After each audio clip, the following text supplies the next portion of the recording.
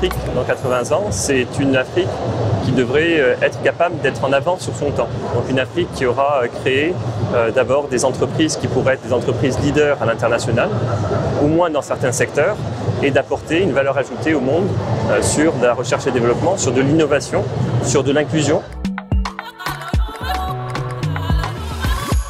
Il faut d'abord avoir des personnes qui soient capables de construire l'Afrique de demain. Et ces personnes-là, il faut leur apporter d'abord une éducation, de manière à avoir des gens qui puissent innover, mais aussi une capacité critique par rapport à leur environnement pour pouvoir le changer et pour apporter des solutions qui sont différentes.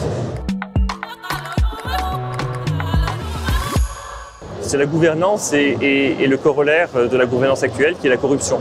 C'est probablement les deux éléments aujourd'hui qui bloquent tout développement positif sur le continent. Je vais en mettre deux. Il y a deux choses, je pense, que la Tunisie peut exporter. La première, c'est l'harissa. L'harissa, en fait, quand on la goûte au début, elle fait mal. Elle fait mal sur la langue, elle fait mal dans la bouche. Mais en fait, ensuite, on l'apprécie. C'est comme les décisions difficiles. C'est comme les réformes qu'on doit apporter au continent. Elles font mal au début, mais ensuite, c'est pour le bien, en fait, et pour le bien et l'avenir.